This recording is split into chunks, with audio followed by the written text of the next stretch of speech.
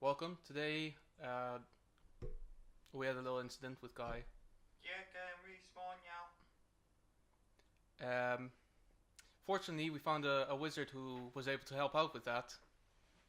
Um, what was his name again? Let me think. Oh darn, oh shucks, what's his name? Oh Something. yeah, Shazam! Holy moly, I'm big.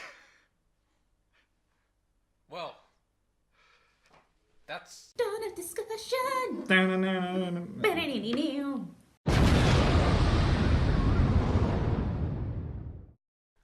welcome. Welcome to Dawn of Discussion. Today, there's more cameras, which is weird. I'm not used to this. 3, that's more than I can count. Actually, no, it's just on the verge of how much I can count. Can't count plus 3. It's 1, 2, 3. 1, 2, 3. 1, 2, 3. See, I can only count. Fair enough. Alright. Mainly we're doing this because we had someone who's been on the show before who really hated how it looks. She's right, to be fair. I'm not gonna lie. Yeah. It looked pretty amateur hour. But not anymore, because we've actually spent an hour setting this up this time.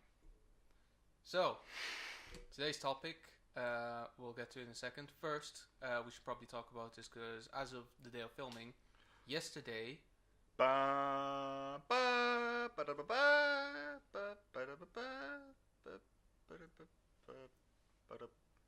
Yes. Star Wars. New trailer for Star Wars dropped, and basically, you may as well talk about it. Yeah, I'm excited for it just mainly because I'm excited to see how, as I told you, I'm excited to see how it ends. Sure. And I like J.J. Abrams. I think he's a good director. He's consistent. That's the main thing I like about him. So I'm excited to see how he ends it. I'm assuming, I'm gonna say it's gonna be predictable, but it's not gonna be just like, oh, I'm gonna make it unexpected just for the sake of making it unexpected, unlike Ryan Johnson, who just does that for the sake of doing it. But I'm just excited to see how it ends. Cool. Well, I'm not particularly excited about it, but it's mostly because the franchise has been slightly tainted for me. Doesn't mean I'm not gonna watch it because I feel like as a fan of the original stuff and all the having seen all the films, I feel like I need to keep it going anyway. Yeah. I will say, however, one thing, because you showed me or told me about the messages a friend of yours sent. First thing, I just saw it on the Facebook wall. Yeah. Really. First thing I'm gonna say to everyone, first and foremost, for the love of God, don't pretend you know how this film is going to go. You don't. You have not written it. You've not even seen it. You've seen a trailer. And we have really no reason. And it reveals. Let me tell you what it reveals. Just like the Last Jedi trailers, just like the Force Awakens trailers, just like every other trailer before that in Star Wars currently, it reveals nothing. Like nada, zippo, this zero much at most. Yeah. So it reveals Rey fixes Luke's lightsaber. Boom. That's one thing. There's a TIE fighter that can't even properly fly. So, you know, that's about it. So yeah, now to the actual topic of conversation today. Shazam. We saw Shazam. Shit. No, didn't happen. No, not. You have to say it with intent. Alright, yeah. Unlike in the film, weirdly enough. In the film, that wasn't the thing. But yeah, I've actually seen it twice at this point. We went to see it 2-3 days ago, something like that. We saw it on the Friday, I think, last Friday. No. Wednesday, you're right. Sorry, we went to see it last Wednesday. So yeah, initial reactions? I loved it. There you go. Definitely, as I think you commented to me, it's my favorite DC film thus far. Yep, agreed. I think the thing is, because I remember when I saw the animated film with Shazam versus Black Adam. Yeah. I think it was actually called Captain Marvel versus Black Adam. That was before the name change. That might be very possible, yeah. To be fair, I'm not sure about that because they never really marketed Captain Marvel as Captain Marvel. Yeah. They were always legally inclined to say Shazam. Yeah. And I think the thing is, one thing I really do like about it is, in the New 52 comics, which it very heavily takes the origins of the character from.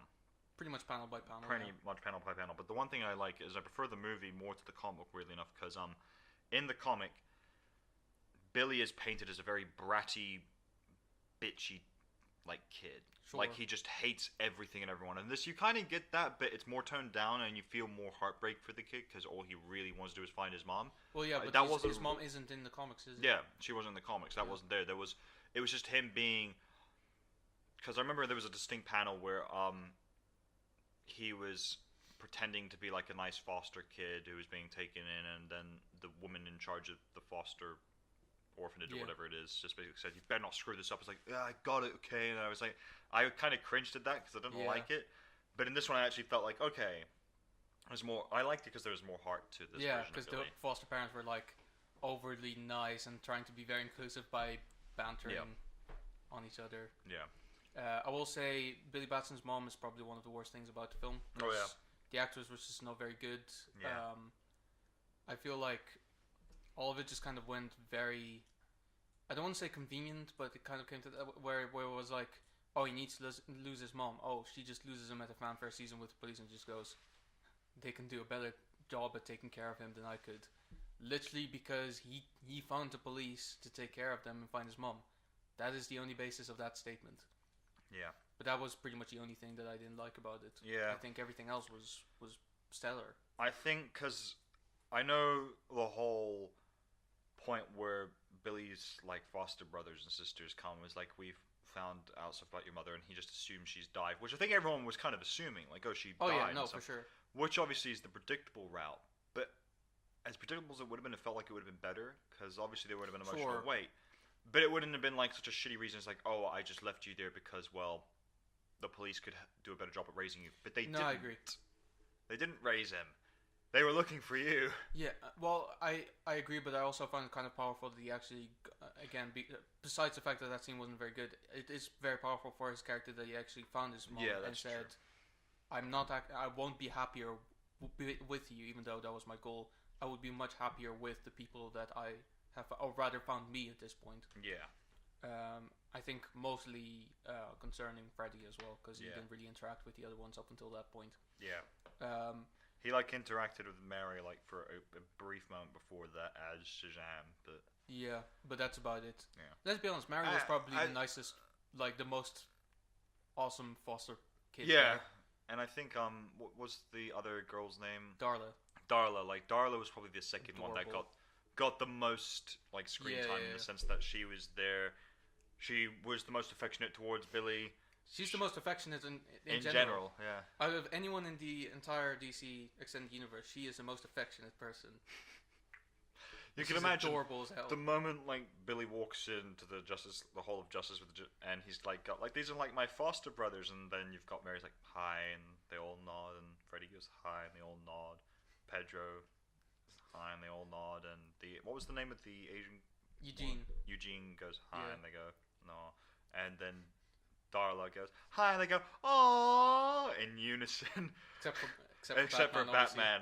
Batman just go like, "Are you kidding me?" And then Batman that guy's handicapped. And then obviously the kid shouts Shazam, and it's like, "I stand corrected." I stand corrected.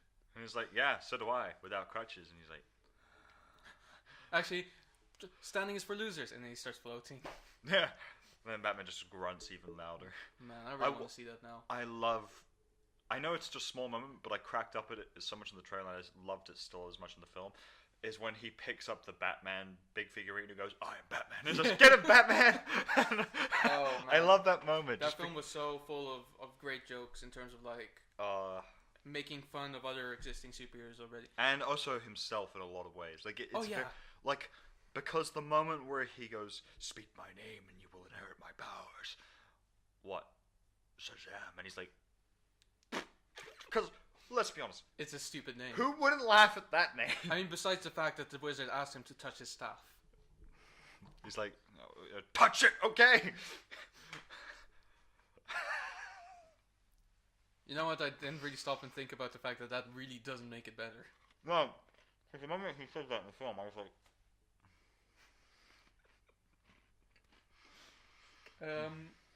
The wizard was really cool. I feel like, because obviously, like in the New 52 stuff. The Wizard was still alive and stuff like that. Yeah. I think it makes sense that the Wizard died with the last bit of magic that he had left. Yeah. I think it's really funny still that it's the same actor who was in another film featuring a character called Captain Marvel in the same month. Yeah. But it was really cool. And in the Guardians of the Galaxy film, all he has to do now is appear in, like, Green Lantern, which I assume would be kind of like the Guardians of the Galaxy version for DC, and then bam, they're set. Yeah, basically. They've gotten him in 2 Captain Marvel films and 2 Guardians of the Galaxy films. I mean, there's the Guardians of the Universes for the Green Lanterns. I mean, he's a versatile actor. That's for sure. But yeah, so other things about the film. Honestly, Dr. Sivana was cool. Yeah. I cool know film. that his powers are not like the comics. That's fair enough. Yeah. I feel like because they had to not use Black Adam for this film because obviously they said they wanted to introduce them in separate films, which is entirely fair enough. So they kind of powered Dr. Sivana to have similar powers to Black Adam, but obviously not as powerful. But Mark Strong is pretty much always good. Oh yeah, he's always good. I don't think he's been shit in any role ever. No. And he definitely did better in this villain role than he did in the previous. Actually, no, he was still good in the previous DC role he had. What, Sinestro? Yeah. He was fine. Yeah, he was fine. It was just honestly, in that whole film, the actors were perfectly fine. Yeah. It was just the writing that was. The writing and the animated suits. It was enjoyable though. Yeah, I like it. I have fun watching Green Lantern. Yeah. But anyway. So yeah, then there was so other things about obviously like the whole like idea of like Captain Marvel, I guess, and Freddy like trying to figure out what the powers exactly are and trying to obviously build him up to be the hero that he becomes. That was really fun to watch. I feel like whether it's Captain Marvel or whether it's Billy, they both have great chemistry with Freddy. Yeah. And it was really, really fun to watch. Yeah. I think it's probably one of my favorite pairings in the entire DC. Oh yeah, as well. absolutely. I think Which is fair enough because there aren't that many pairings to begin with. Yeah. So. Because I think. Also, I think. Thinking about also just the acting in general, Zachary Levi did such a great job playing an adult who had the mind of a kid. Honestly, I think it's because he is an adult with the mind of a kid. Yeah, it's true. Because I love the bit where he's going, lightning with my hands, lightning with the hands. And then, obviously, the part where it's like, dude, did you see that? I saved the bar. Yeah, after you blew it up. And then I caught it. It's just so... So, let's talk about, like, the idea of, like, themes in the film, I guess, right? Because the biggest theme, obviously, being family. Yeah. So what I think I told you this pretty much as we left the theater, but there's another film that came out around November called Instant Family, which is also about foster families and stuff like that. Obviously, the main difference between those two is one of them is exclusively about foster families, and the other one has it in its story, but is predominantly a story about like dealing with great power. Comes great responsibility. I mean, technically, yeah. I mean, to be fair, if you dissect the story, it could very well be a Spider-Man film in the same way. Now that I mention it, it was actually very similar to Spider-Man Homecoming in many ways, especially the credit sequence thing. Yeah, and the fact that the age of the kid, like the fact that they're basically both 15 actually, they're both they're exactly pretty much the same. No, they're not, because we have to remember Shazam is basically 15. Oh, my bad. He's basically 15. Okay, yeah, fair enough. But I feel like when comparing the two films, somehow the film that was mostly focused on foster families was a worse representation of why foster families can be such a great place to be in. I am saying this, by the way, without any experience with foster families whatsoever. Haven't been in one, don't really know anyone who has been in one. Question, so the two that take in the foster kids in Instant Family, were they foster kids at any point? I don't think it was explicitly mentioned. No, actually, to be fair, in that film, the reason why they take foster kids is really bad anyway. It's because, so basically they're contractors, they're house flippers is the term. So basically they buy broken down houses, and then they repair them, redo them, renovate them, and then they sell them again for money. And then I think the Mark Wahlberg's no, the other one's sister is expecting a child, and they're being very superior about it, saying like, "Oh yeah, we're gonna be parents, and we're gonna be so cool. You guys would never be able to experience this kind of thing because you guys are not fit for being parents or whatever." And the main reason why they take foster kids is first of all because she doesn't want to get pregnant because then she can't do her job. But they take foster kids because they want to prove to everyone that they could very well be capable parents. It's not actually to find a family; it's just to prove a point to everyone. And obviously, at the end, the point is proven in some way, but it's still dumb. The premise of the film is It's dumb. a really shitty premise. Whereas in Shazam, it's just he gets into a foster family because he doesn't have parents, and he. Well, I was mainly getting with the point that both the parents in Shazam are foster kids as well, so they have that experience, which I guess really helps because they even bring up the idea of like when they thought Billy ran away. It's like, oh, we ran away. I ran away. Yeah. Like that idea of like they. And know from experience what it's like, and I think that was really cool. And the idea of we'll take him back because we've been where he's been, and also because he will probably reject this place a couple of times, and that's fine. Yeah. And if he keeps rejecting, we'll let him go eventually. I think that because that's what they said. It's like it's not really a home until he calls it home. Yeah. Which I thought was very very good. Yeah. And then obviously the foster kids themselves, right? So going through them, we've briefly touched on Darla, which was great to watch. The good sister, a good sister keeps secrets, which by the way is a blatant lie, but I think that made the whole thing just so much funnier. She didn't keep secrets; it's more she just didn't talk. Because I think after she promised to keep that secret, did she ever say another line until she finally went, "You figured it out on your own"? I don't think she did. She said a couple of lines. So basically, during the dinner scene, at some point they noted that she was very quiet, and she was like, "I'm eating." Yes, that's right. So, but I like the fact that her response was to keeping a secret. It was like, "I'm just not going to talk." Yeah. And I thought that's so cute, but so flawed in many ways. Mary was an interesting character because obviously she was. I mean, I'm guessing this is purely based on the fact that she's the oldest one there. Yeah. That I think she's probably been in that foster family the longest. Yeah. And I thought there was a level of some interest to it, to the fact that when she got the letter from Caltech saying that she's in, that she was very torn about actually going or not going. Eugene was he was a character. Let's be honest, Eugene and Pedro came up so little, but the parts where they did I enjoyed Pedro though. He was like, especially like when he's first introduced. Where it's like, this is Billy. This is the whole... I will circle back to Pedro at some point due to some articles I've read recently. But Eugene was kind of like... The only part that I didn't really like with Eugene, but didn't really have strong feelings about it because I was like, okay, it's an obligatory joke, is the bit where he like reveals that he found where his parents it was, and he was like, well, I'm not a hacker, but I've played... these two games, and that basically means I could get into databases that I shouldn't have access to, and I'm like, so he is a stereotypical Asian hacker kid. Very nice. And I must confess, and not just hacker kid, gamer hacker kid. Yeah. And like the part with me was like when you mentioned Watch Dogs, it's like that is not where you should go to get tips on how to hack into things because it's very inaccurate to how you hack into things. It is very inaccurate.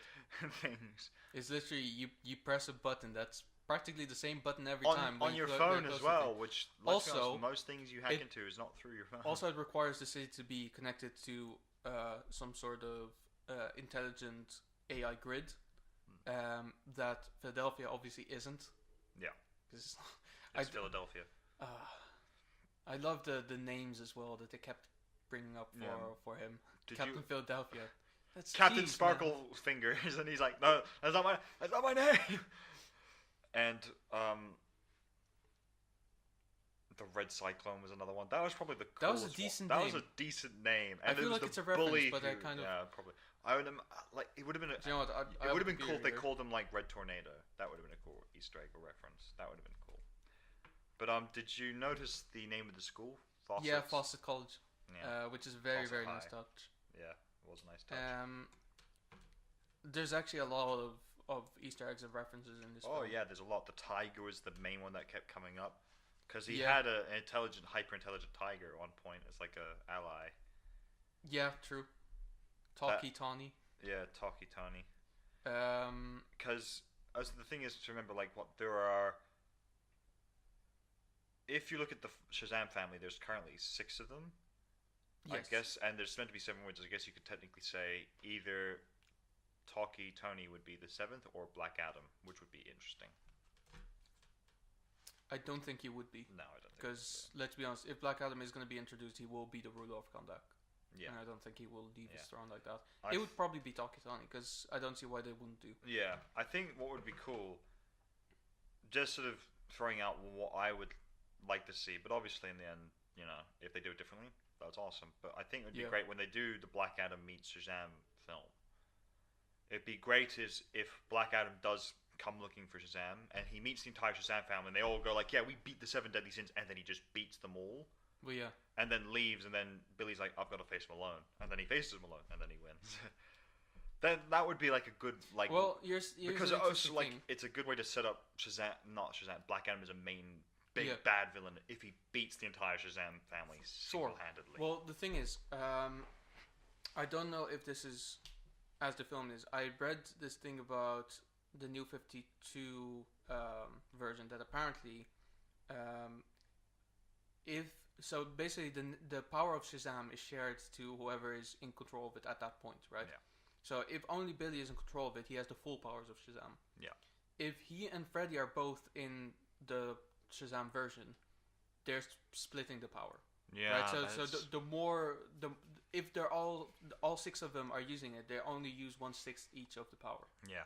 Because I was kind of expecting when they did split for each of them to have just a different segment of Shazam's power, like one of them to have flight, one of them to have his strength, the other to have his speed. But Yeah. obviously they didn't go that way. They went that they all had the powers, but just probably obviously on a smaller percentage scale. Yeah, it's probably different points realizing that they have those powers.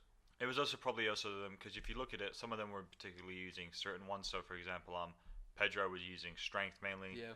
Darla was speed, which, considering her hyperactiveness, that was the one that made the most. I must True. confess, the one that was the most disappointing during all that was Mary. Yeah. Because she really didn't do anything during that fight. Let's be honest, I was kind of disappointed. No, she was kind of struggling with one of them. I Yeah. don't remember which one because they're all the same to me. But anyway, it's time that we go to break because we are running out of time. So our sponsor for today, we don't have one, unfortunately. we don't. This is just one of those weeks. Where But none of them saw any value in us.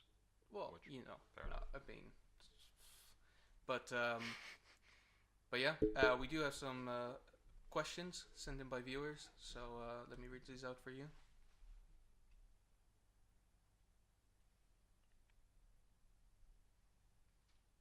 Yeah. Nice. There's another one.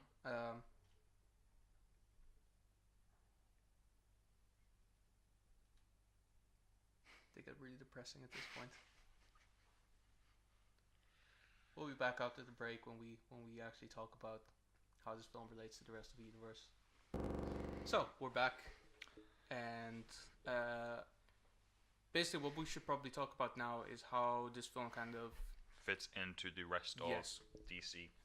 Can I just say as well, I am really, really happy that like, be it as the standalone films so far in this universe, except for Man of Steel maybe, even then wasn't that bad, but the standalone films have been really good. That's Man of Steel's probably been the weakest one of Yeah, them all. but Wonder Woman was really good, and then especially Aquaman and this one are really like building up to be. She's cringing. But it's still so good, and she knows it. But you know, because here's the thing: just imagine like it's the next Justice League film, and they all meet, including Shazam's finally there. You could imagine just Jason Momoa's Aquaman going, "How old are you?" Basically 16. Aquaman just looks at Wonder Woman, and she goes, "Just leave him be," and he just looks back, going, "Just walk." Jason Momoa will become the Batman in that one moment, just going, yeah, probably. What is wrong with us? To be honest, I do wonder how it's gonna, because you know the after credit scene for Shazam is basically him attempting to talk to fish, and then he goes, "Why would I even want to do that? That's a stupid superpower to have." And then Freddy goes, "Because then you can Because raise you an control army an of sharks." army of billions in the ocean. And it's like, oh yeah. and control the most powerful nation the world has ever seen that could single-handedly wipe out all surface life on Earth. But we'll just drop that. Yeah, let's Pretend it's not a thing, I guess, because most people pretend it's not. I'm staring at you, Aquaman haters. To be fair, at this point, I don't think there should be any Aquaman haters anymore. You'll be sleeping with the fishes if you don't.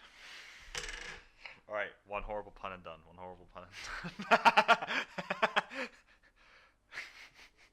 Thanks. So anyway. Why did I never think of that pun when we did the Aquaman appreciation? Anyway, moving on.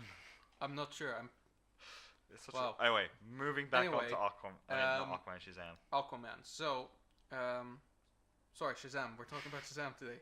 God damn, there's so many films. I feel like Shazam and Flash would get on like a house on fire. They'd be like best because Barry. It's a way of phrasing it, but yeah. Probably. Barry and that's the thing. That's how the expression goes, but it is a weird expression. Yeah. But I feel like Barry in the DC universe is such a kid. You could imagine when Shazam meets him, they'd be temporary best buds until Hal shows up. Probably, yeah. At least that's also the film where Hal shows up. I mainly just want to see what happens when you put Freddy into the mix, and he's like, "Oh my god, oh my god, I own a bullet that once was shot at you. There's a certificate in it, so it's legit."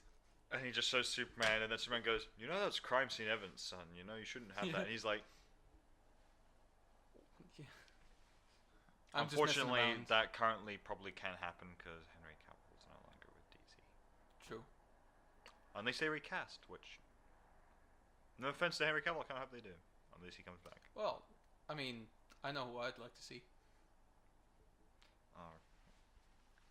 Brandon Routh wasn't a bad Superman. Oh, I thought you were talking about Nicolas Cage. And I was like, no. Whoa. No. No. But Brandon Routh. Yes, but not in this case. Brandon Routh, yeah. To be honest, I mean, the thing is, I want to see. I have seen Nicolas Cage as Superman, and it was very decent, but it was animated, so it doesn't really count. Who they could get to play Batman, right? Casey Affleck. Just imagine the Such a dick move. Oh, you're leaving? Okay, we'll take your brother. Just imagine Casey Affleck's voice, man. though. It's more though because, like, Ben Affleck does have a pretty deep, imposing voice when he gets it going. But Casey Affleck, just no, he's a good actor, but no, that voice would not scare me. The thing is, I think. Because I had a discussion with Tammy the other day, and we were saying it would be funny to see Keanu Reeves as Batman. I think actually he would do very well. He would. Especially because of the method acting part of it. But ultimately... John Wick. Yeah. Ultimately, I mean, I kind of want to see him as Constantine as well. Because that film was really not good, but so enjoyable. And it was so much fun in it. Have you seen the guy who's playing Constantine in the... Yeah, Matt Ryan. Yeah, from the current sort of run with the he's quite good. CW stuff. Yeah, he's really good as Constantine. Quite dedicated to the role as well, because he was in Justice League Dark as well. Yeah. So, I suppose I do respect that. Yeah. But yeah, I feel like, in terms of interaction with each other... Oh, I saw a weird idea if someone said, why wouldn't... They could probably get David Tennant to be Constantine. I was thinking about that going, oddly enough, not the worst possible choice. David Tennant, I feel like, could do it. Weirdly. Maybe. It'd be a stretch, but I feel could like he play a drunk? I think he has, yeah. Oh. You're probably just thinking purely of Doctor Who. Like, I've seen, there's another no. show. I'm also thinking of Kilgrave. Yeah. But as Kilgrave, that was a whole different energy. But there was also another show, a British TV show. Well, Broadchurch. Yeah, where he was in, and I think he played a semi-drunken cop in that. So I feel like he could definitely play a Constantine. I think. Because I'm mainly thinking of that one, because he was really shabby, disheveled, really not well put together, and that kind of looked like Constantine. I suppose it would work. Yeah. It probably would work. But now I'm thinking, what would happen when Shazam meets Wonder Woman? We all know he'll just go, "Hey, I'm Shazam," and she'll go. And the thing is, I'd imagine Wonder Woman would at first be kind of clueless, and then just as it got on, she'd just be going, "What are you doing? You're 15 Here's years the old, thing. Billy. Now is the question as well. Now I'm thinking about it. We say the whole time they would say stuff like, "Hi, my name's Shazam" and stuff like that. But in the film, it is pretty much implied that every time he says Shazam, no matter what the intention, he will change form. So that means that his name should probably be something different. Yeah. Will they call him Captain Marvel, or will they think that at this point it's too confusing? Nah. They won't call him Captain Marvel because they can't get the rights to that. So it is decided then he's bound to the name Captain Sparklefingers forever. Captain Sparklefinger. Or Captain Philadelphia, the cheese man. No, the best way of doing Captain Cream Cheese. I could imagine like the way. Just imagine how. Okay, this is how it goes. They all meet, and some of the Justice Leaguers probably aren't that extremely well known, except for maybe Batman, Superman, and Wonder Woman. Sure. So I'd imagine Shazam enters and he's got Freddy with him in tow because he's kind of like his manager, and they're all there. And he goes, "Hey, this is the Flash," and the Flash goes, "What? No, he's not. But you're not the. I'm the Flash." And then there's a whole thing. He's like, "Okay, what are we gonna call you then?" He'll be left to being called Billy throughout the whole. Literally, you just go like, "Just call me Billy," and then Batman goes like, "No, that's your actual name. You can't do that." He's like, which is exactly why they wouldn't expect it if the superhero named Billy would also be called Billy in real life. It makes perfect sense. And the weird part is they'll be going, and you could use the argument they'd be looking for Billy who's an adult, not a kid. And then you could imagine everyone goes, "That's a weirdly good point, actually." Like, so should we just call you Bill or William? It's like, no, Billy will do fine. Billy it is. Okay, Billy it is. Yeah. So there was this other thing in Shazam that I wanted to briefly touch on because honestly I feel like I made slightly bigger of a deal of it than it really should be. But basically, so there were these articles that came out mostly yesterday that I picked up on that basically were talking about a gay character, a gay superhero, the first gay superhero in the DC universe being introduced in Shazam. Did they specify movie? Yes. Yeah, that's still. They very much specified that. Yeah, that's technically not true at all. No, it isn't. It's not. All right. But anyway, I was thinking to myself like, oh god, they've done something to Shazam that I'm not gonna like. I'm pretty sure of it. Yeah. And they were like, no, it's not Shazam. So I was like, is it Freddy then? Because I'll be honest, I can kind of see that in a weird way. I wouldn't be too upset about it. And they were like, no, and I'm like, Mary? And they're like, Dr. Savannah? Because that's right. No, it's Pedro. And I'm like, why? Because he's not into strip clubs. What? Yeah, no. So this is me coming out. The basis of it, don't like strip clubs. Question to our very minimal audience, basically. Us. Me and Ron, who rewatch it on occasion, just to see sometimes. how bad it is, and Tammy, and occasionally just some of our one or two friends. Just skimming through. Do you guys like strip clubs? If you don't, that clearly means you're gay. Apparently. Here we are. Because apparently only straight men can like strip clubs. Ugh. Strip clubs. Oh no. Let's not think about that. They're taking their fur off.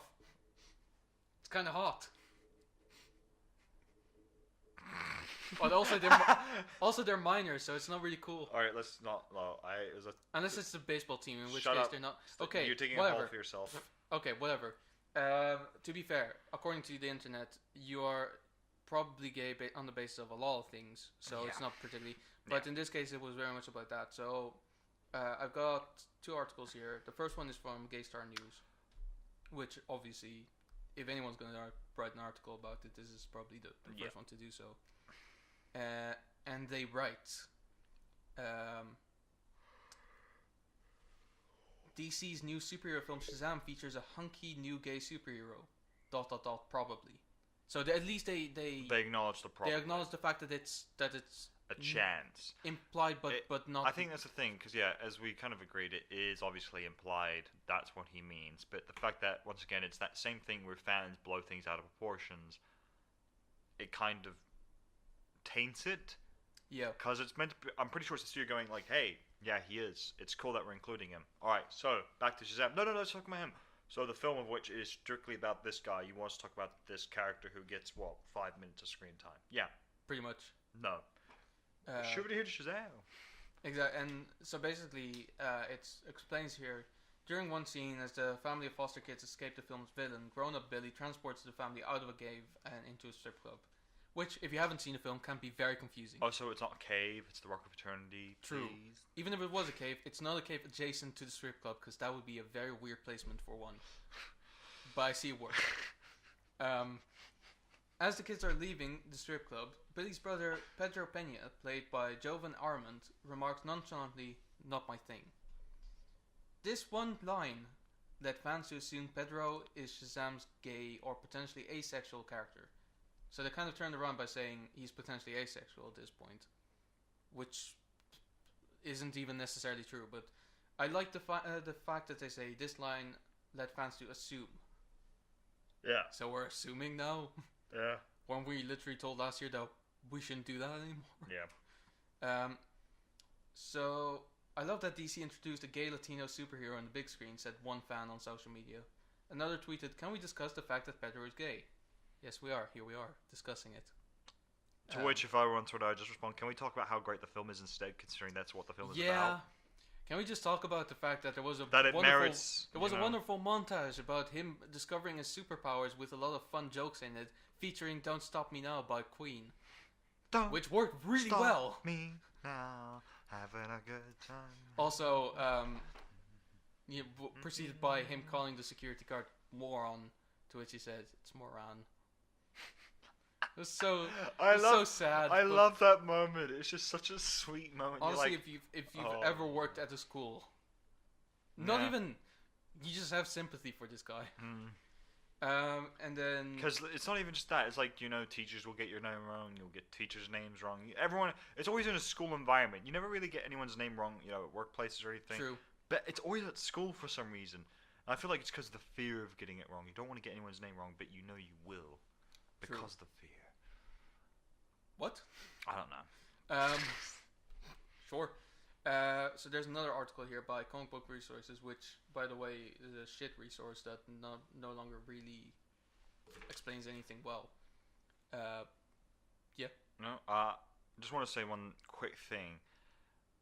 If it is true, once again, if it is true and his character is gay, you could say technically, in terms of the cinematic universe, he is the first gay character, because Harley Quinn is not gay. She is bisexual. There is a distinct difference there. Gays are only interested in the same sex, whereas bisexuals are interested in both sexes. So that means that he should be more celebrated because he has a slightly I'm saying less it doesn't wide mean selection? he should be. I'm just saying technically, if that's what they're specifying, sure, they're not wrong.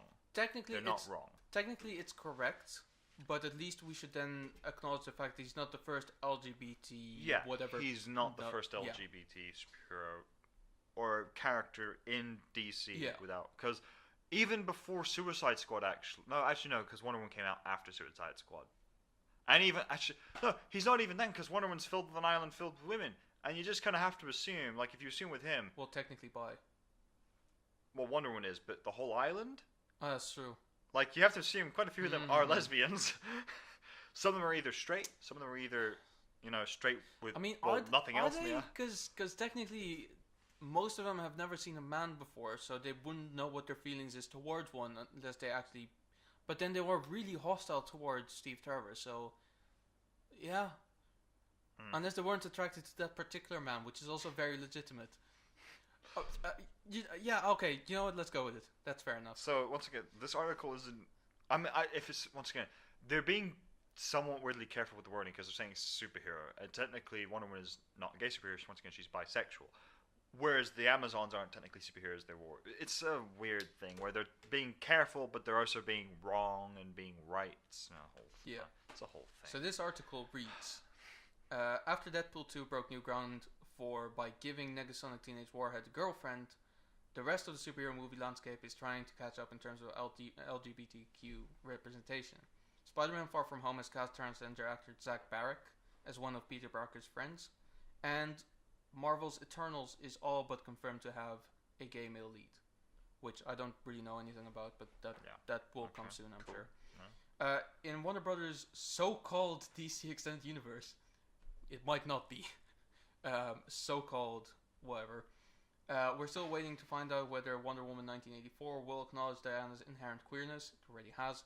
And Birds of Prey will introduce lesbian detective Renee Montoya and just possibly acknowledge Harley Quinn's bisexuality, which is already present. Yeah. Yet another character to pay attention to was just introduced in Shazam, although we don't blame you if you missed him entirely, as it's alluded to in one of throwaway line open to multiple interpretations. Okay, so a lot of these articles, to be fair, are actually covering themselves. Yeah. But the main thing to specify here is these are the articles being written by people who are smart enough to know we shouldn't assume and we need to be careful with our wording, versus fans who are just openly saying, "Oh, he's obviously gay," which from a lot of what they've claimed through also just playing tweets on social media and just Facebook messages, that's just what everyone's assuming. And then, once again. And then here it says, it isn't absolutely confirmation that Pedro is gay, of course. So don't say that it is. Yeah. I feel like, did I just fall victim to clickbait? Yeah, heavily. They're clickbaiting people and they're covering their asses with fans who are pointing out, you don't assume he's gay just because he doesn't like strip clubs. Why do I keep saying clubs? God damn. I feel like a terrible person, but anyway. Yeah, I feel like bears, especially the younger ones, should stay away from you at this point. Yeah, fair enough. Like really far away, like more than arm's length. Alright, like we should probably drop this before we get, people knocking on my door going, Hello? word with you. We are officially arresting you. Why? Because you kept saying cub instead of clubs. Okay. To be fair, it's a mistake that I make as well, because the words sound very similar as well. It's just one letter. Yeah. Anything could go wrong there. Club, cub. But that's Tammy's just like, oh god, these idiots. Which fair enough, she's not wrong. These guys are incredibly. They're twats. I just noticed, one of the things might not actually be. Ooh, that's not. Oh no, it is definitely. Don't scare me and Tammy like that, wrong, damn it. Whatever, man. God. I'm a scary guy. I scare people. That's what I do. Anyway, I want to touch on that briefly. Again, I'm probably making this a slightly bigger deal than that, but it kind of falls in the kind of area of like forcing diversity of a sort on us rather than just presenting us with something that we can judge on ourselves. People can go, look, if it is, that's great. If it's not, that's up to the audience and what they interpret, but it's not a major thing about the film.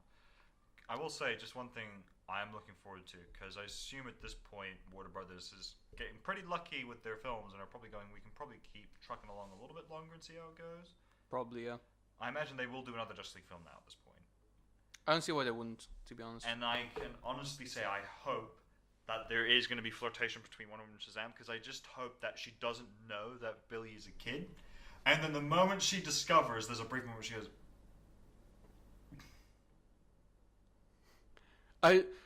Oh my god! Just the look. Yes! Just her going, oh my god. Oh, I'd love that. Oh no. And you could imagine, like, if there's one, and like she actually is also openly flirting with him, and then when it finally happens, if like, you could just imagine Aquaman just slowly looks to her and she goes, "Don't say a single word." And all the articles that will come out from mainstream media saying it is confirmed that Wonder Woman is a pedophile. Even though the film will openly point out, like, no, she knows. Yeah, this who cares? is wrong. No, yeah, exactly. It doesn't get the clicks. Doesn't, yeah. Anyway, I feel like there's no part of me that can actually seriously still talk about the film and its implications and stuff like that. So we should probably wrap it up with saying it was a very good film. Definitely the best DC Cinematic Universe film currently going. Yeah. And probably, in my opinion, honestly, thinking about to every DC film that's ever been made, it's probably my favorite. Because it's the most fun I've ever had watching. Do you know what? Yeah. I think it, yeah, because I think so. the thing, it's definitely not the best, but it's the one I've just enjoyed the most. Yeah, I mean, there's a lot of issues with it, obviously, in terms of writing, like, small moments that didn't quite work, but when you look at the whole thing as it is very enjoyable. Yeah. It's very strong. It's very well written. The effects are really good. And altogether, when you take all these things put together, it's just a really incredible film. And the thing that most shocks me, weirdly enough, about the film is that it feels like it didn't have a massive budget, and I assume it didn't compared to the others, but it feels like it works because they tried to make it as humble as possible. Because it's a very humble film. It's not grand scale. It's not some big world. Well, I mean, technically, it is a big world-ending villain, but it never feels like that. But it is obviously part of the film. So, looking on it online, nearly done. Yeah, nearly done. On Wikipedia, it says that the budget is estimated between 80 to 100 million, which for a superhero film is very low. Very low. That's in comparison. The majority of the MCU films come out 2 years ago, so Civil War and stuff like that. Well, 3 years ago at this point, were estimated between 200 and 250 million, and the first Deadpool film was about 60 million. So this is closer to the first Deadpool film, which is generally I regarded assumed low is what they budget were film. going to do anyway. I think it's really good. I think it paid off. Yeah, absolutely. But that's gonna do it for today. Yep. Thank you very much for watching. I hope you liked the multicam thing. I certainly enjoyed it. Well, Gives anyway, a certain sense of freedom. Better revert back to my original form. Yeah. Shazam! So I put it in now.